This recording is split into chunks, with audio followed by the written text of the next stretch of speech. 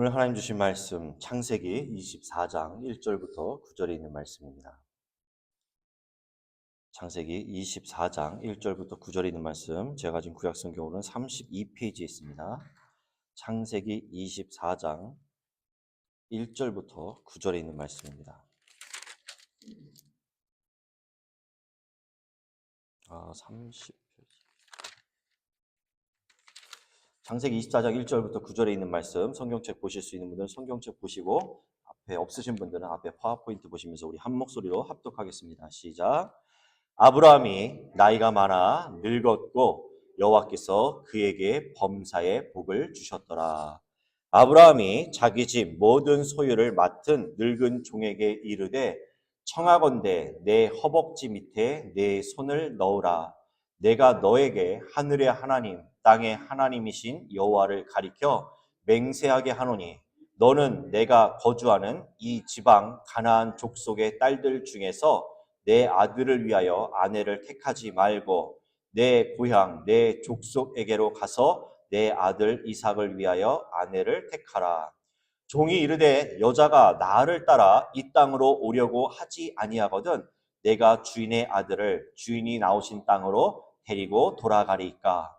아브라함이 그에게 이르되 삼가 내 아들을 그리로 데리고 돌아가지 말라.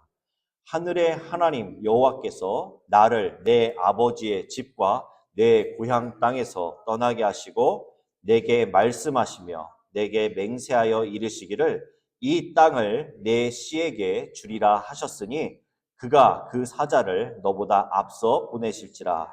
내가 거기서 내 아들을 위하여 아내를 택할지니라. 만일 여자가 너를 따라오려고 하지 아니하면 나의 이 맹세가 너와 상관이 없나니 오직 내 아들을 데리고 그리로 가지 말지니라.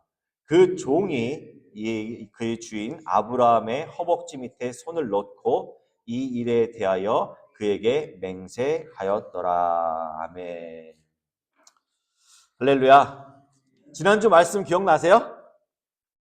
이원희 목사님 말씀? 예, 빛의 자녀들처럼 행하라. 예, 말씀을 하셨습니다. 어제 우리 뉴웨이 한인 침례교회 우리 모든 성도님들이 그 말씀대로 행한 것 같아요. 그냥 빛의 자녀로서만 머무르는 것이 아니라 정말 빛의 자녀로서 행하는 그러한 삶을 우리 지역사회에 보여준 그러한 아름다운 모습이었던 것 같습니다. 그리고 그 전주에 나눴던 말씀 기억나세요? 제목? 영적 갱년기에 관해서 말씀을 나눴죠. 네, 누가복음 15장 25절부터 32절 말씀.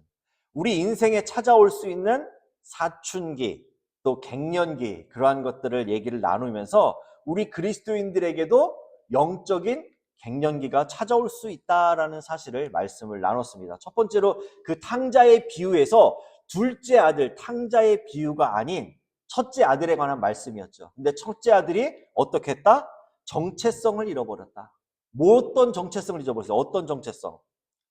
아버지의 아들이었죠. 첫째 아들도 나가서 돌아다니다가 모든 것을 탕진하고 돌아온 둘째 아들과 같이 첫째 아들도 분명히 그 아버지의 아들이었다라는 것이에요.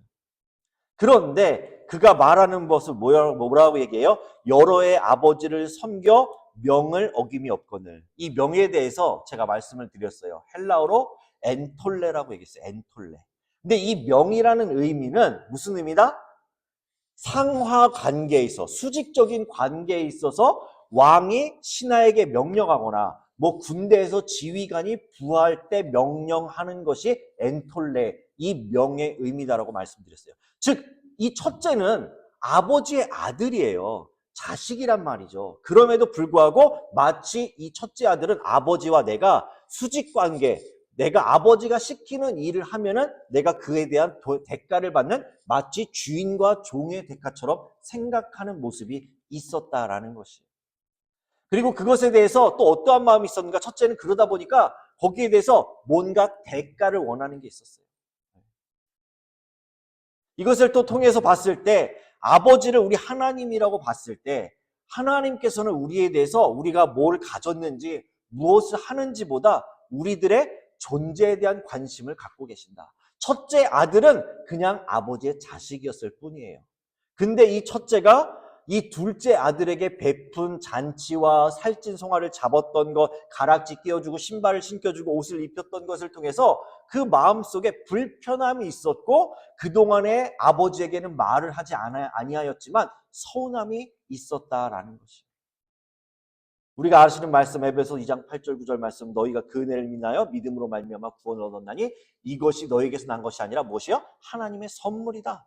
공짜로 우리는 그 은혜를 입은 것이에요. 그리고 첫째 아들도 아버지의 것이 다 자기 것이고 은혜를 입고 살아 있음에도 불구하고 마치 어느 순간 섭섭한 마음으로 아버지께 내가 아버지 명령을 거역한 일이 없는데 나는 아무런 대가를 받지 못했다라고 얘기하는 그러한 일들이 있었다.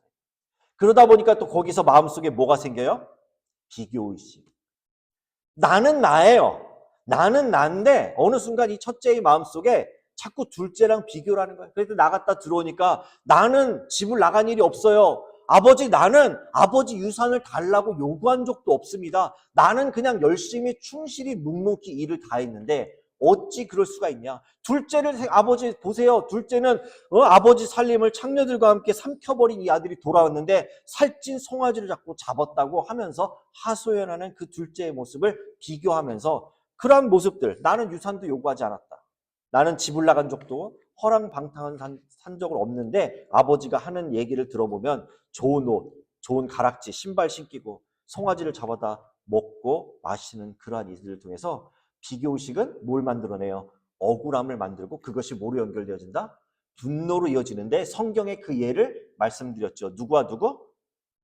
가인과 아벨이 그 아벨의 제사를 받았던 것으로 인해서 가인이 화가 나서 아벨을 죽이는 것. 분노가 어느 순간 목숨을 없애는 그러한 죄악으로 말미암은 것. 또 누구요? 요셉이 형제들에게 질투를 받아서 어떻게 해요? 죽이려고 하다가는 죽이진 아니하고 팔아 넘기는, 구덩이에 던졌다가 팔아 넘기는 그러한 일들을 통해서 비교의식은 세상적으로 봤을 때 열등감, 우월감을 유발하는 심리적 상태로 보이지만 영적으로 보면 뭐예요? 그것이 죄악을 일으켜서 영적으로 무너뜨리는 것.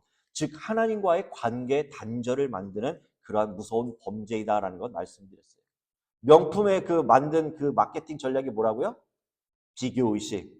나는 이 정도는 가질 수 있어. 그러나 상대방 당신들은 이 명품을 함부로 가질 수 없지라고 하는 그 비교의 모습을 통해서 남들과 차별된 모습을 원하는 것이 바로 명품의 마케팅 전략이다라는 거 말씀드렸어요. 그런데 그리스도인들의 가치는 내가 명품을 걸쳤다라고 해서 내가 명품이 되는 것이 아니라 무엇이요? 예수 그리스도로 옷을 입을 때 주님께서 우리를 어떻게 해요? 의롭게 보아주시고 그러므로 말미암아 예수님의 옷을 입었을 때 우리는 무슨 짜리가 된다? 예수님 짜리가 된다라는 말씀을 나눴습니다. 그래서 비교식이 그랬을 때 사라질 뿐만 아니라 나의 가치뿐만 아니라 다른 사람도 구원받은 사람들의 가치도 인정할 수 있게 된다는 것. 또 로마서 말씀을 우리는 한번 나눴습니다. 그래서 예수님 짜리로 살아갈 때 비교의식에서 벗어나 자유함을 누릴 수 있게 된다. 세 번째로는 무엇이요? 분별력을 잃게 된다. 다 아버지 것이에요. 내 것이 다 내 것이로 돼라고 아버지가 얘기를 했어요. 그런데 첫째는 자신이 다 물려받을 재산이 있음에도 불구하고 그 둘째에게 해준 것을 통해서 어떻게 해요? 자기가 받을 아버지의 유산을 전혀 생각을 하지 못하고 단지 그냥 첫째, 둘째한테 해준 것만 보여지는 거예요. 가락지 끼워주고 신발 신겨주고 또 옷을 입혀주고 살찐 송아지를 잡아다가 잔치 베푸는 것만 보였다라는 거예요. 근데 첫째는 아버지의 유산을 둘째가 다 가져갔기 때문에 그냥 아버지께 다 내 것이에요. 근데 순간 눈에 보이는 것으로 인해서 영적 분별력을 잃어버리니까 어떻게 해요? 그냥 눈에 보이는 현상이 전부인 것처럼 보여요. 아버지가 말씀하시죠. 예, 너는 항상 나와 함께 있으되 내 것이 다 내 것이다. 그래서 우리에게 찾아올 수 있는 이 영적 갱년기를 어떻게 극복할 수 있는가? 하나님의 음성 듣는다. 예. 얘야라고 부르잖아요. 예, 내 아들아. 바로 이 내 아들아라는 이 얘야라고 부르는 이 말 속에서 우리의 정체성이 하나님의 우리는 자녀다라는 것. 우리가 하나님의 자녀다라고 하면 남들과 비교할 필요가 없어요. 왜? 다 다 우리가 똑같은 죄인이었고 그로 말미암아 죄인이었지만 예수 그리스도로 우리가 구원받았다라는 사실. 아직 구원받지 못한 사람들이 있다면 그들의 영혼을 위해서 우리는 안타까움을 갖고 기도해야 될 일이지 그것을 비교할 필요가 없다라는 것. 그리고 그 주님이 우리를 예하라고 불렀을 때 올바른 분별력을 가질 수 있다라는 것을 말씀을 나눴습니다. 그래서 그러므로 우리가 즐거워하고 기뻐하는 것이 마땅하다라는 것을 지지난주에 우리가 나눴던 말씀이고요. 오늘은 어떠한 말씀을 나누는가? 믿음의 결단이라는 제목으로 말씀을 나누고자 합니다. 아브라함, 수식어가 뭐예요? 뭐라고 불러요? 네, 믿음의 조상이라고 부릅니다. 근데 그 믿음의 조상이라고 부르는 이유가 뭐냐면은 12장 1절에 보시면은 너의 친척 고향과 친척 아버지 집을 떠나 내가 내게 보여줄 땅으로 가라라고 했을 때 어떻게 해요? 아브라함이 순종하며 다 그 갈대아 우르를 떠나는 모습이 있었어요. 그리고 그 아브라함의 모습을 신약 성경에서 히브리서 기자는 이렇게 얘기합니다. 믿음으로 아브라함은 부르심을 받았을 때에 순종하여 장래의 유업으로 받을 땅에 나아갈새 갈 바를 알지 못하고 나아갔다라고 얘기했어요. 사실 아브라함에게 가나안 땅이 아니라 그 갈대아 우르는 너무나 익숙한 땅이에요. 근데 하나님이 그 땅을 떠나서 내가 내게 보여줄 땅으로 가라, 가나안 땅으로 가는 과정 속에 그냥 고향에 있으면 좋겠는데 왜 하나님 나를 떠나시라라고 했는가라는 의문이 있을 수 있지만 자신은 모르겠어요. 왜 떠나라고 했는지. 하지만 그럼에도 불구하고 아브라함은 순종해서 떠났다라는 것을 말합니다. 그리고 또 그러는 과정 속에 우리가 그 말씀을 뿐만 아니라 우리가 믿음의 조상이라 알고 있지만 또 아브라함을 어떤 사람으로 알고 있는가? 2절에 나와 있어요. 내가 너로 큰 민족을 이루고 내게 뭘 주어요? 복을 주어. 내 이름을 창대하게 하리니 너는 뭐라고요? 복이 될지라. 옛날 성경 개역 한글 성경에는 너는 복의 근원이 될지라라고 말씀하고 있어요. 근데 이 복이 될지라라는 말은 무슨 의미인가? 어떠한 희망을 갖고 뭔가 기대를 하고 그러한 의미로서 야, 넌 복이 될 것이야 라는 의미가 아니라 명령어와 같은 그러한 말씀이 담겨져 있다라는 것입니다. 근데 우리가 사실 아시다시피 복의 근원은 누구 한 분밖에 없어요? 우리 하나님 한 분밖에 없어요. 근데 하나님께서 너에게 복의 근원이 될지라 복이 될지라라는 의미는 너로 인하여서 그 복이 어떻게 되는가? 네 후손들에게 전파될 수 있도록 너는 그런 복이 되라라고 말씀해 주고 계신다라는 것입니다. 특히나 아브라함의 모습을 보면요. 참 그 순종하는 모습 가운데서도 많은 여러 가지 일들이 있었죠. 그 갈대아 우르를 떠나는 일들, 또 순종하는 모습으로 하나님의 말씀대로 나아갔던 그러한 아브라함의 모습이 있었습니다. 그리고 또 어떻게 해요? 자신의 나이가 들었는데 하나님께서 씨를 주시지 않고 있는 거예요. 자식을 주지 않고 있는 거예요. 근데도 불구하고 어찌됐건 기다림 끝에 어떻게 해요? 100세에 아들 누굴 줬어요? 이삭을 하나님께서 허락해 주셨다라는 것입니다. 그리고 그 복이 될지라라는 그 말씀을 바로 하나님께서 이삭을 뿐만 아니라 그 후손들이 어떻게 해요? 바로 이 그림에서와 같이 바로 하늘의 무수한 별들과 같이 네 자손들이 이렇게 많아질 것이다라는 것. 또 그 자손들까지에게도 복이 되어서 네가 그 복을 물려 주어야 한다라는 그러한 의미가 복이 되라. 너는 복의 근원이 될지라라는 말씀 속에 담겨 있다라는 것입니다. 자, 여기까지 보면은 아브라함은 참 어떤 사람이에요? 대단한 사람이에요. 믿음의 조상이고 복의 근원이고 하나님께서 많은 축복을 해주셨어요. 근데 아브라함이 그런 모습만 있었습니까? 아니죠. 그에게도 연약함이 있었습니다. 어떠한 모습인가? 자신의 목숨을 살리고자 아내 사라를 뭐라고 했어요? 2번이나 누이라고 속이는 그러한 연약한 모습. 또 사실 하나님께서 네 자손을 주겠다라고 약속하셨는데 아니 아무리 기다려도 시간이 몇 년이 지나가도 주시지 않는 뭔가 없으니까 어떻게 해요? 하갈을 통해서 이스마엘을 출산하게 되는 그러한 그 인간적인 면모도 있었다라는 것이에요. 그래서 하나님이 또 자식을 주시겠다고 하니까 그 말씀이 어떻게 해요? 속으로 웃는 하나님의 말씀에 도무지 이해가 될 수 없어서 웃었던 그러한 아브라함의 모습도 있었다라는 것입니다. 그러한 아브라함의 모습 속에서도 그럼에도 불구하고 그를 하나님께서는 믿음의 조상으로 복을 주셨습니다. 오늘 저희가 읽은 말씀 우리 함께 읽어볼까요? 시작. 아브라함이 나이가 많아 늙었고 여호와께서 그에게 범사의 복을 주셨더라. 부족함이 있었지만 그럼에도 불구하고 지금 아브라함이 나이가 많이 늙어 있는 상황 속에서도 하나님께서는 그에게 범사의 복을 주셨다라고 해요. 이 범사라는 단어를 찾아봤더니 히브리어는 콜이라는 단어를 쓰더라고요. 콜.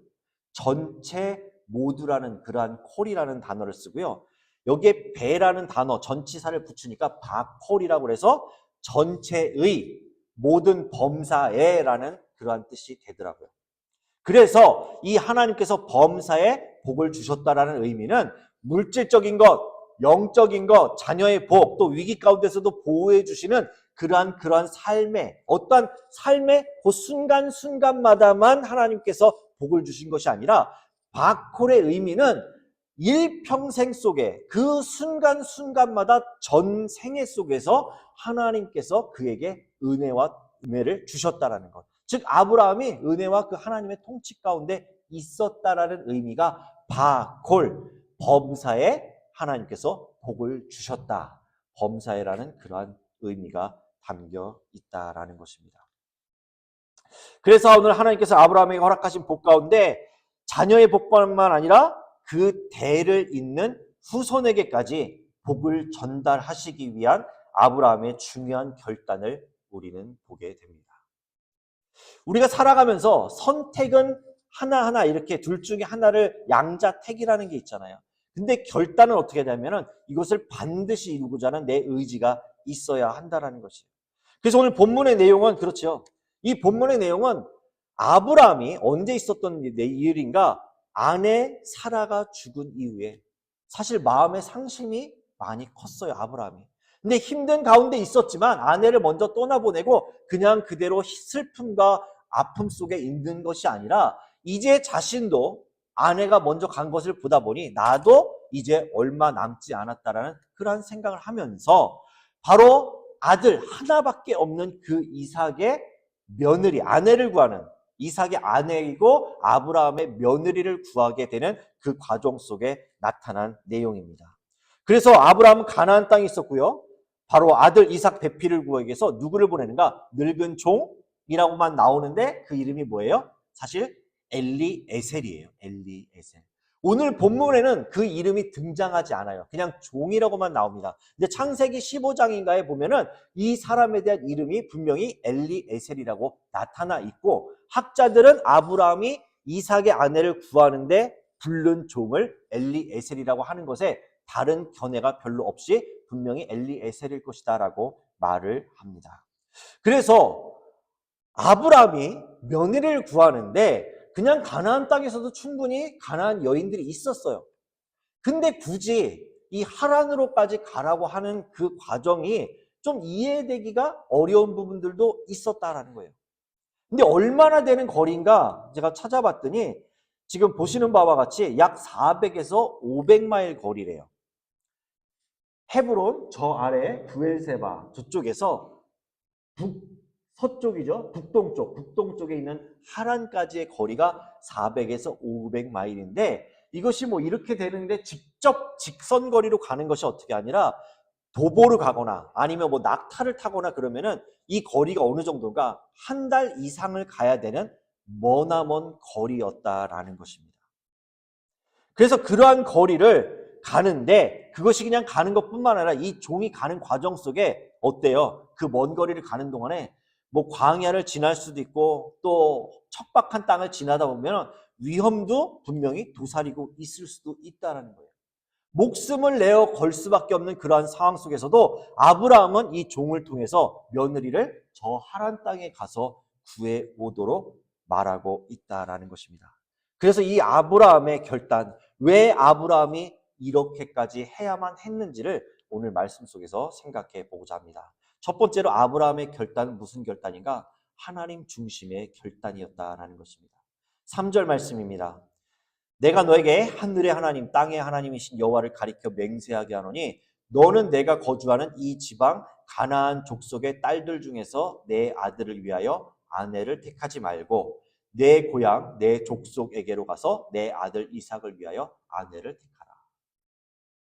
그냥 단순히 아브라함 입장에서 본다면은 그냥 하나님 요 근처에도 아름다운 여인도 있을 것이고 또 괜찮은 사람도 있을 텐데 그냥 가나안에서 구하는 게 어떻겠습니까? 라고 생각할 수도 있었겠지만 그럼에도 불구하고 무슨 생각을 하고 있었냐?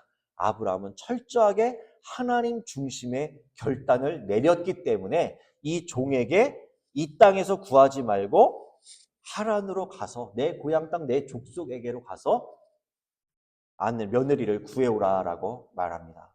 믿음의 바로 계보를 이어가기 위한 하나님 중심의 결단이 아브라함 가운데 있었어요. 그런데 자 생각해 보시기 바랍니다. 가나안 땅에 어떠한 모습이 있었기 때문에 가나안을 피해서 하란으로 가서 며느리를 구해라고 했는가? 당시 가나안에는요 음란한 신전 제사가 있었어요. 이 비가 내리고 하는 것, 이 자연 현상 그런 것들이 어떤 모습인가? 신들끼리 성적인 결합으로 인해서 비가 내린다라고 믿는 그러한 모습이 있었어요. 그래서 다산을 기원한다는 의미에서 신전에 있는 남녀 사제들과 또 신도들이 문란한 행위를 신전에서 행하는 그러한 더럽고 행음하는 그런 일들이 있었다는 거예요. 또 심지어는 어떠한 모습도 있었는가? 사람을 제물로 드리는 인신 제사의 모습도 이 가나안 땅에 있었다는 거예요. 그래서 국가적 위기 상황이나 신에게 최고의 정성을 보여야 할 때 어떻게 해요? 사람을 제물로 바치는 그러한 모습. 또 이러한 어린 자녀까지 불태워 바치는 그러한 극단적이고 잔인한 제사의 풍습이 만연한 모습이 있었다는 거예요. 그래서 기본적으로 농경, 유목문화, 도덕, 윤리보다는 당장의 눈에 보이는 아까 우리가 읽었던 우리가 한번 리뷰해봤던 그 첫째 아들이 영적 분별력을 잃는다라고 얘기했잖아요. 그래서 그냥 눈앞에 보이는 그냥 당장에 수확해야 되는 것, 또 물질에 대한 것들을 바라보다 보니까 그것이 그냥 이방신들을 섬기고 우상을 섬기고 그것이 죄악으로 치닫는지조차도 모른 채 악행을 저지르는 일들이 이 가나안 족속 가운데 있었다라는 것입니다. 그래서 종교를 풍요를 위해서라면 어떠한 짓도 마다하지 않고 저지르는 그러한 모습이 있었어요. 근데 여기서 의문이 들어요. 가나안 땅은 그런데 그렇다고 한다면 하란은 괜찮은가? 지난번에 한번 이런 지도 비슷하게 제가 한번 나누면서 말씀드렸을 거예요. 하란에도요. 달을 섬기는 그러한 모습이 있었고요. 우리가 또 성경에서 보는 드라빔이라는 거 아시죠? 그 드라빔도 이쪽 하란 지역에서 있었던 곳이에요. 그럼에도 불구하고 이 가나안처럼 죄악에 만연한 그러한 극악무도한 그러한 모습보다는 그나마 하란이 덜 하였고요. 아브라함의 형제 그 나홀의 가문은 그나마 아브라함 여호와 하나님을 인정하고 또한 그 가문의 순수성을 유지하고 있었기 때문에 아브라함은 종에게 하나님을 중심으로 생각하는 결단을 통하여서 가나안에서 섬기지 말고 가나안에서 며느리를 데려오지 말고 하란으로 가서 데려오라라는 그러한 믿음의 결단을 내릴 수 있게 되었다라는 것입니다. 근데요, 이 말씀을 또 이렇게 가만히 생각해 보면은 묵상하는 가운데 이런 생각이 들어요. 왜 이렇게까지 했을까라고 했을 때, 자, 앞서 우리가 제가 드린 가정 속에 아브라함이 온전한 모습과 하나님 보시기에 옳은 모습만 있었냐라고 했을 때 뭐라고 그랬어요? 그렇지 않았다고 얘기 드렸잖아요. 어떠한 연약함이 있었습니까? 바로 하나님께서 약속을 아브라함에게 해 주셨어요. 자손을 주시겠다고. 근데 어떻게 했어요? 인간적인 생각으로 여종, 애굽 여인 하갈을 취해서 이스마엘을 낳게 되었고요. 그 이스마엘과 나중에 이삭의 관계 속에서 어떤 일들이 생겨요? 다툼이 생겨서 떠나가는 일들. 심지어 지금 이스마엘과 이삭의 그 후손들이 어떻게 해요? 지금도 전쟁하고 있잖아요. 지금도. 네.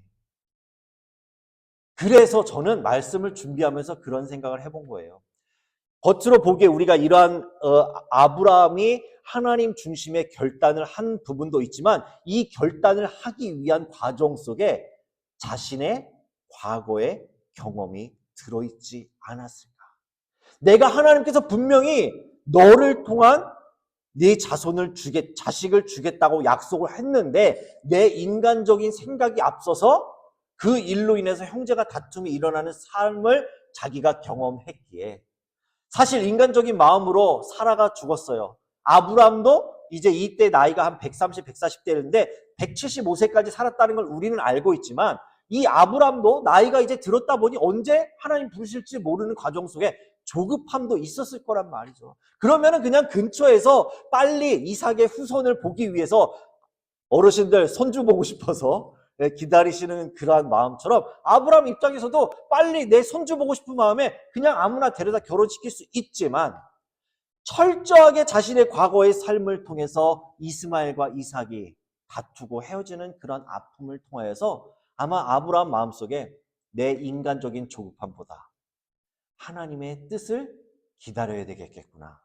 하나님 언약의 말씀대로 이 땅에서 며느리를 취할 것이 아니라 하나님의 말씀대로 저 고향 땅 하란에서 취해야 됐다라는 그러한 생각이 아브라함으로 하여금 그러한 하나님 중심의 결단을 내렸다라는 생각도 해보게 됩니다. 두 번째로 어떠한 결단이었는가? 어떻게 해요? 함께 읽을까요? 시작! 앞으로 나아가는 결단이에요. 5절 함께 읽겠습니다. 종이 이르되 여자가 나를 따라 이 땅으로 오려 하지 아니하거든 내가 주인의 아들을 주인이 나오신 땅으로 데리고 돌아가리까. 6절입니다. 아브라함이 그에게 이르되 삼가 내 아들을 그리로 데리고 돌아가지 말라. 8절입니다. 만일 여자가 너를 따라오려고 하지 아니하면 나의 이 맹세가 너와 상관이 없나니 오직 내 아들을 데리고 그리로 가지 말지니라. 종이 아브라함에게 묻습니다. 만일 여자가 이 땅으로 오지 아니하려고 하거든 이삭을 데리고 고향으로 갈까요? 라고 말하자 아브라함은 단호하게 내 아들을 그리로 데리고 가지 말라라고 단호하게 말을 한다는 것이에요. 바로 이 내용에는요. 어떠한 것이 있는가? 바로 아브라함의 절대적 가치가 하나님의 약속과 부르심에 있었다라는 것을 우리는 이 둘의 대화 속에서 발견을 하게 됩니다. 말씀드린 바와 같이 갈대와 울은 어때요? 떠나온 옛 삶의 자리예요. 가나안은 어떤 자리예요? 하나님께서 약속하신 땅이에요. 그래서 갈 바를 알지 못하였지만 아브라함은 하란, 갈대아 우르를 떠나서 바로 약속의 땅으로 왔다라는 것이에요. 그래서 이삭의 아내 될 사람이 하나님께서 약속하신 가나안 땅이 아닌 갈대아 우르에 머무려고 한다는 것은 어떤 모습인가? 다시 과거로 돌아갈 수밖에 없다라는 것을 통해서 절대적으로 거기에 머물지 말고 분명히 데려와라라고 말씀해 주고 있는 것입니다. 사람은요, 누구나 안정된 자리에 있기를 원하죠. 내가 익숙한 환경을 떠난다라는 게 참 쉽지가 않아요. 친구도 지인들도 없는 곳에서 처음부터 모든 것을 다시 제로 베이스에서 시작한다라는 것이 쉽지 않을 거예요. 우리 소원 집사님 아마 뉴저지 오래 사시면서 내가 뉴저지를 떠나서 버지니아에 올 것이라고 생각을 하셨을까요? 처음에 뉴저지에 가셨을 때 아마 그런 생각 못 하셨을 거예요. 근데 어찌됐건 아드님이 또 계시다 보니까 여러 가지 사정을 통해서 뉴저지에서 이곳으로 오셨잖아요. 근데 모든 것이 사실 오신 지 지금 몇 년 되셨지만 아직까지도 익숙하지 않잖아요. 그러다 보니까 자꾸 어디가 생각나요? 뉴저지가 생각나시겠죠? 예, 그쪽이 더 익숙하니까. 근데 저는 말씀을 준비하면서 그런 생각을 해봐요. 왜 우리 소원 집사님, 소혜순 집사님을 하나님께서 이 버지니아로 보내셨는가? 아들 때문도 있겠지만 저는 분명히 믿습니다. 우리 뉴웨이 한인 침례교회를 만나게 해 주시기 위해서 저는 그 뉴저지 익숙한 땅을 떠나서 이 버지니아에 오게 하셨다라는 그런 생각을 해보게 돼요. 네. 저 역시도 몇 번 말씀을 드렸죠. 저 미국에 2009년도에 왔어요. 가나안 땅에 텍사스 땅에 도착을 했어요. 근데 그 땅에 도착했는데 저는 거기에서 당연히 제 삶이 그냥 쭉 거기서 이어질 줄 알았어요. 근데 상황이 도저히 제가 그 텍사스 땅에 오래 있을 수 있는 여건이 안 되었어요. 이사를 해야만 되는 조건이었어요. 그러다 보니까 애틀란타로 이주를 했잖아요. 애틀란타에 이주해서 보니 뭐 상황이 좀 더 좋아지는 것 같고 좀 나아지는 것 같은데도 그럼에도 불구하고 저는 이곳에서 나는 정착해서 사역도 거기서 시작할 수 있겠구나라는 생각으로 있었는데 웬일입니까? 제가 거기서 있은 지 한 3년, 4년 만에 또다시 샬롯으로 가게 되고 샬롯에서 있다가 또 다시 애틀란타로 오게 되고 애틀란타에서 정말 저는 그때 다시 애틀란타로 돌아갔을 때는 진짜 그런 마음이었어요. 정말 이제 나는 애틀란타에 정착할 것이다. 네. 그랬는데 뜻하지 않게 어떻게 해요? 하나님께서 저를 버지니아로 보내셨어요. 이곳으로. 왜요? 지금 돌아보면 하나님께서 저와 여러분을 만나게 해주시기 위해서. 뉴웨이 한인 침례 교회를 주님의 교회를 세우시기 위한 하나님의 계획이에요. 그래서 저에게요. 텍사스, 애틀란타, 샬롯, 노스캐롤라이나, 다시 애틀란타, 조지아, 버지니아 이곳까지의 그 과정은 마치 어떠한 모습인가? 이스라엘의 40년 광야와 같은 그러한 모습이 있었어요. 저에게. 훈련시키시고 다듬으시고 뭐 아직까지도 멀었어요. 하지만 주님 부르실 그날까지 저를 더 다듬어 가실 그 하나님을 생각하지만 그럼에도 하나님의 뜻은 바로 이곳 버지니아 이곳에서 바로 뉴웨이 한인 침례 교회를 세우시기 위한 과정이었다라는 사실을 말씀을 통해서 생각해 보면서 여러분이 어떠한 삶을 살아왔는지 저는 알 수 없지만 여러분 과거는 이제 어떻게 해요? 뒤로. 우리는 어떻게 해요? 주님 앞으로.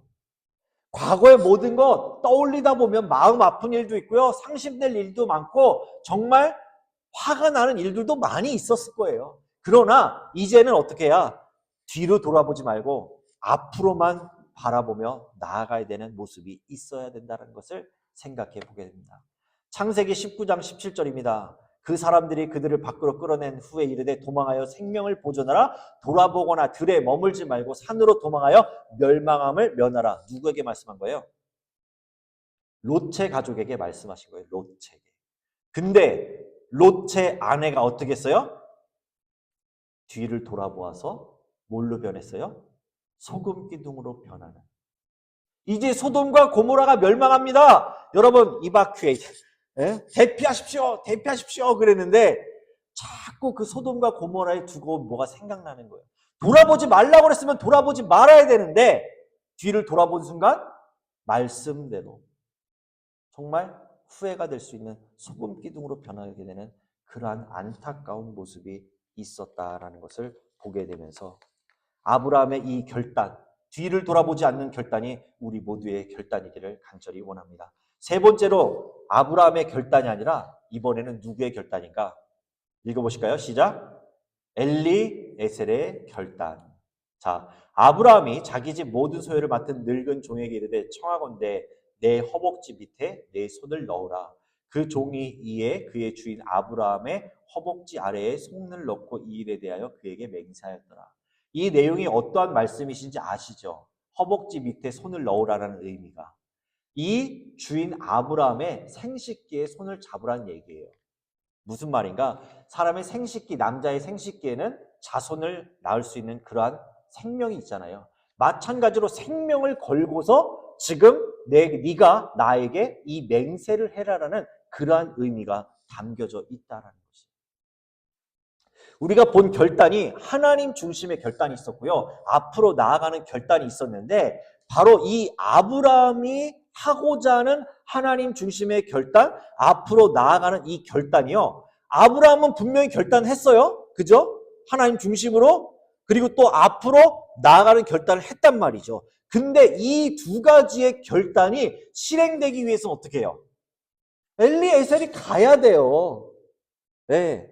아브라함은 분명히 하나님 중심으로 이 결단들 두 가지를 하나님 중심으로 내렸고 뒤를 돌아보지 말고 이 앞으로 나아가겠다라는 결단을 했단 말이죠. 근데 이 결단을 실행하는 자는 바로 이 엘리에셀이 필요했다라는 것이에요. 그래서 이 엘리에셀의 결단은 무엇이에요? 앞서 말씀드린 바와 같이 아까 지도 보셨죠? 오고 가는 길이 굉장히 험한 길이에요. 가다 보면은 한 달 이상을 가는 과정 속에 먹을 것, 마실 것 분명히 필요했어요. 목숨을 거는 일뿐만 아니라 주변에 어떠한 민족이 어떻게 자신을 해칠지 모르기 때문에 이 엘리에셀이 아브라함의 결단을 실행하기 위해서는 이 사람의 결단이 반드시 필요했다라는 것입니다. 그 결단을 바로 이 엘리에셀은 자신의 주인의 그 허벅지 밑에 손을 넣고 내가 죽으면 죽을지언정 주인의 말씀, 당신이 내린 그 결단을 내가 가서 행하겠습니다라는 그러한 믿음의 결단이 있었기에 그 결단대로 어떻게 해요? 나중에 이삭의 아내가 누구예요? 레베카죠, 레베카, 리브가. 근데 이것을 알기 위해서는 뭐가 중요한가? 이 엘리에셀이 어떤 사람인가를 좀 알기를 원해요. 창세기 15장 2절 3절입니다. 아브라함이 이르되 주 여호와여 무엇을 내게 주시려나이까? 내가 자식이 없사오니 나의 상속자는 뭐라고요? 다메섹 사람 엘리에셀이니이다. 3절에 또 아브라함이 이르되 주께서 내게 씨를 주지 아니하셨으니 내 집에서 길린 자가 내 상속자가 될 것이라. 즉 지금 엘리에셀의 위치는요 종이라고 표현되어 있지만 그건 이삭이 태어나기 전이에요. 이삭이 태어나기 전에 아브라함은 자신의 모든 상속을 누구에게 하려고 했다고요? 엘리에셀, 자신의 종에게. 왜? 자식이 없으니. 3절 말씀에 그렇잖아요. 내 집에서 길린 자가 내 상속자가 될 것이다. 즉 모든 상속을 받을 수 있는 권한이 지금 이삭이 태어나기 전까지는 바로 엘리에셀에게 있었다라는 것이에요. 그리고 오늘 저희가 읽은 말씀 2절에 보시기 바랍니다. 아브라함이 자기 집 모든 소유를 맡은 늙은 종에게 이르되 청하건대 내 허벅지 밑에 손을 넣어라. 이때는요 이삭이 태어난 이후예요. 근데도 뭐하고 있었어요? 엘리에셀은 바로 자기 집 모든 소유를 그 엘리에셀에게 맡겼다라는 것을 알 수 있어요. 자, 얼마나 중요한 위치인지를 좀 이제 이해가 되시겠어요? 사실 엘리에셀 입장에서는 이삭이 태어났을 때 인간적인 마음으로 봤을 때는요 질투할 수밖에 없어요. 왜? 주인의 모든 것이 내가 이 이삭이 태어나기 전까지만 해도 주인이 모든 그 유산을 나에게 상속해 줄 것이라고 했잖아요. 근데 이삭이 태어났으니 인간적인 마음으로는 내가 주인의 재산을 다 먹을 수가 있는데 이삭이 태어났으니 내가 저걸 가만히 둘까 말까 이런 마음 먹을 수 있어요. 인간적으로는. 그런데 그렇지 않았다는 거예요. 이삭이 태어난 이후에도 모든 집 소유를 맡은 늙은 종인 이 엘리에셀에게 아브라함은 맡기고 있었어요. 지금도 주인의 모든 것이 이 자기 것처럼 맡은 모습이 바로 엘리에셀에게 있었다라는 것입니다. 자, 주인이 모든 것을 맡기려고 했죠. 맡겼죠. 또 상속도 다 받을 수 있는 입장이에요. 그렇다고 한다면 이 엘리에셀은요. 그냥 아브라함이 두 가지 결단을 하나님 중심의 결단, 앞으로 나아가는 결단을 했다 한들 그냥 여기서 주인님 그만하시죠. 난 못하겠습니다. 어차피 당신 죽으면 이 유산 다 내 것이고 내가 지금까지 이 집안을 맡아 관리했으니 내가 다 인마이 포켓하면 그만 아니겠습니까? 라고 할 수 있는 위치에 분명히 있었다라는 것이에요.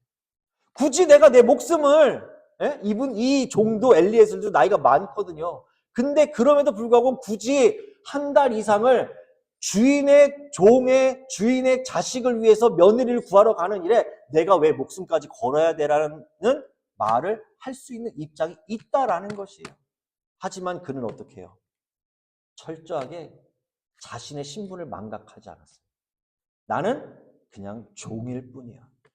바로 주인의 뜻에 어떻게 하냐면 철저하게 따르고 주인의 명령에 나도 결단을 하고 있는 그러한 선한 청지기의 모습이 바로 엘리에셀 가운데 나타났고요. 그 엘리에셀의 모습이 어떻게 되는가? 결단으로 이어지고 며느리를 구하러 가는 리브가를 데리러 가는 그 과정 속에 사용되어질 쓰임받을 수 있는 그러한 일들이 있었다. 자, 또 엘리에셀의 그 모습 속에요. 저희가 지금 읽은 본문 뒤에 이어지는 구절에 보면은 24장 33절에 뭐라고 되어 있는가? 그 앞에 음식을 베푸니 그 사람이 이르되 내가 내 일을 진술하기 전에는 먹지 아니하겠나이다. 라반이 이르되 말하소서. 자, 리브가의 집에 도착을 했어요. 도착을 해서 허기가 졌을 거 아니에요. 그러면은 그냥 배고픈 과정 속에 너무 지쳐있고 힘드니 우리 조금 저기 하고 일단은 먹고 갑시다. 먹고 금강산도 식후경인데 일단 먹고 얘기합시다라고 할 수 있는데 어떻게 얘기하는가? 내가 내 일을 진술하기 전에 멋지 않겠다. 내가 내 주인으로부터 받은 것을 전하기 전에는 내 식음, 내가 먹어야 되는 것도 일단은 뒤로 미루는 그러한 모습이 있었다라는 것입니다. 그래서 아브라함 결단은 하나님 중심의 결단, 뒤를 돌아보지 않는 결단, 앞으로 나아가는 결단이 있었지만 엘리에셀의 결단은요, 자신에게 주어진 그 청지기적 사명을 감당하는 그러한 결단하는 모습을 보게 됩니다. 그래서 엘리에셀은요, 사실 자신의 유익을 구하고자 했으면 얼마든지 자신이 누릴 수 있는 부와 명예가 있었어요. 충분히 주인으로부터 내가 챙길 수 있는 몫을 챙길 수 있는 여력이 있는 사람이지만 절대로 엘리에셀은 그 주인의 것을 탐하지 않고 오직 주인 앞에 충성하는 그러한 선한 청지기와 같은 모습이 있었다라는 것입니다. 그래서 저는 여기서 발견합니다. 엘리에셀의 모습을 통해서 누구의 모습을 바라보게 되는가? 바로 우리 예수님의 모습을 발견하게 됩니다. 우리 잘 아시는 말씀이죠. 빌립보서 2장 6절 7절 말씀 함께 읽으실까요? 시작. 그는 근본 하나님의 본체시나 하나님과 동등됨을 취할 것으로 여기지 아니하시고 오히려 자기를 비워 종의 형체를 가지사 사람들과 같이 되셨고. 자, 엘리에셀은 충분히 주인과 같은 동일한 모습으로 주인 행세를 할 수도 있고요. 주인의 물질을 다 자기가 가질 수 있는 그러한 위치에 있었다라는 것입니다. 하지만 절대적으로 그는 자신의 유익을 구하지 않고 오직 주인의 그러한 모습만을, 주인의 뜻을 따르고자 하는 그러한 모습을 우리는 보게 됩니다. 바로 아브라함의 모든 집안을 재산을 관리하는 사람으로서 주인을 대신할 만한 위치에 있었지만 겸손하게 주인만을 섬기며 주인의 결단에 자신도 동참해서 자신의 목숨이 위험할 수도 있지만 그럼에도 그 주인의 뜻에 따라서 결단하는 모습을 보면서 바로 이것이 누구의 모습이어야 되는가? 바로 저와 여러분의 모습이 되어야 될 줄 믿습니다. 내 마음에 안 들어요. 예수 그리스도를 따르는 길이 때로는 불편해요. 힘들어요. 왜 내가 이 길을 가야 돼요? 그냥 편하게 예수 모르고 살았으면 얼마나 좋아요. 내 마음대로 다 할 수 있잖아요. 주일날 예배 안 드리고 이 시간에 나가서 친구 만나고 좋은 거 먹으면서 일주일 동안 힘들었던 거 그냥 좀 풀면서 쉴 수 있잖아요. 근데 왜 이렇게 일을 해요? 왜 모여서 예배를 드리겠어요? 나를 구원해 주신 그 예수님, 하나님이신 그분이 인간의 육신을 입고 이 땅에 오셨는데 그 하나님이신 그분이 자신이 누릴 수 있는 위치와 권세와 명예 다 있음에도 불구하고 어떻게 해요? 낮아지셨어요. 왜? 저와 여러분 때문에. 제가 뭔데? 내가 뭔데 예수님이 나 때문에 십자가에 죽으려고 오셨냐라는 것입니다. 그것이 바로 복음 아니겠습니까? 나는 내 모습을 보면은 세상에서 그냥 이렇게 살아가면 되는데 그럼에도 불구하고 예수님께서는 우리가 그 죄 짓고 저 멸망길로 가는 것을 두고 볼 수가 없었던 거예요. 살려야만 되겠어요. 그래서 이 땅에 오셨고 자신을 어떻게 해요? 형체를 사람과 죽기까지 복종하셨으니 어떻게 해요? 십자가에 죽으십니다. 바로 이 엘리에셀의 모습을 통해서 예수 그리스도를 바라봅니다. 그리고 그 예수 그리스도께서 우리에게 보여주신 그 모습은 정말 우리를 살리고자 하시는 그 마음이 우리는 느낄 수 있어야 되고 그것이 바로 우리 마음속에 늘 새겨져야 된다는 사실을 여러분 잊지 마시기 바랍니다. 우리 사랑하는 뉴의 가족 여러분, 어제 우리는요, 우리 지역사회를 위해서, 우리 주변 분들을 위해서 열심히 나누고 또한 베풀었습니다. 우리 단지 한인교회니까 우리 한인들만 나누는 것이 아니라 어떻게 해요? 주변에 뭐 스페니쉬, 또 우리 미국 분들 어떠한 사람이든지 상관없이 어떻게 했어요? 그냥 베풀고 나눴잖아요. 뭐 여러 가지 저도 인간적인 생각에 그런 마음이 있었어요. 뭐 조금이라도 좀 팔아서 어떻게 하면 좀 우리 교회 선교하는 데 도움이 될까라는 인간적인 저도 그런 마음이 있었어요. 근데 우리의 마음이 어떻게 해요? 하나로 모여지면서 그냥 줍시다. 뭐 또 거기에 우리 아내가 또 굉장히 적극적으로 많이 했어요. 왜냐면은 그 지지난주에 저희 집 옆에 에베네셀 베프티스트 처치라는 큰 교회에서 그 야드 세일을 했어요. 근데 그곳에서 할 때 어떻게 했냐면은 그냥 쓰레기 봉지 나눠주고 그 성도님들이 내놓은 것들을 알아서 무조건 마음껏 가져가라고 하더라고요. 예. 근데 우리가 어떻게 될지 모르니까 저는 그래도 좀 받아야 되지 않을까? 그래도 좀 더 받으면 좋지 않을까? 라는 인간적인 생각이 있었지만 우리가 무료로 나눠줬는데 어떻게 했어요? 지금 주보 보셨죠? 얼마 나왔다고요? 안수 집사님? 네, 4,000불이 넘게 하나님께서 채워주셨어요. 이것이 하나님의 방법이에요. 우리가 생각하기에 뭔가 마이너스일 것 같고 뭔가 부족할 것 같고 뭐가 안 될 것 같아요. 우리 육신의 인간적인 계산기를 우리 머릿속으로 돌리면은 우리 그리스도인의 삶은 어떻게 해요? 마이너스예요. 왜? 시간을 여기 와서 드리고 있으니까. 세상에 나가서 더 많이 팔고 뭘 하고 일을 하면은 돈을 더 벌 수 있는데 이 한 시간을 사실 그런데 놓치면은요. 우리는 돈으로 계산할 수 없는 다른 것, 영적인 것을 놓칠 수 있다는 사실을 우리는 생각해 보면서 어제 그 야드 세일이 우리 미션 바자회가 참 말씀을 준비하면서 은혜가 있었구나. 예, 우리의 결단이 바로 아브라함이 하나님 중심의 결단, 그리고 아브라함의 결단이 뒤를 돌아보지 않고 앞으로 나가는 결단, 그리고 그것을 실행하기 위한 엘리에셀의 그 종의 결단이 하나님이 원하시는 그러한 결단이다라는 것을 생각해 보면서 우리 뉴에 한인 침례교회 적은 인원이에요. 그렇지만 주신 마음은 우리가 물질에 구애하지 않고 우리 교회가 열심히 전도하고 선교하는 일에는 정말 돈 계산하지 말고 우리 교회 통장에 얼마 있다 그 계산하지 말고 아낌없이 나누고 베풀 수 있는 그러한 결단이 우리 가운데 필요하겠다라는 생각을 해보게 됩니다. 그러므로 여러분 하나님 중심의 삶을 사시기 바랍니다. 결단하시기 바랍니다. 그리고 하나님이 지금 예비하신 곳이면은 뒤돌아보지 마시고 이곳에서 최선을 다해서 하나님 중심의 삶을 드리는 저와 여러분 되기를 바랍니다. 그리고 엘리에셀과 같이 주인의 위치와 같이 누릴 수 있지만 힘과 권력이 있음에도 낮은 곳에서 섬기셨던 우리 예수님의 모습을 엘리에셀을 통해서 보면서 여러분들도 권력, 명예 그런 것보다도 예수님의 모습을 닮아서 낮은 곳에서 섬기고 결단할 수 있는 저와 여러분 되시기를 예수님의 이름으로 간절히 축원드립니다. 기도드리겠습니다.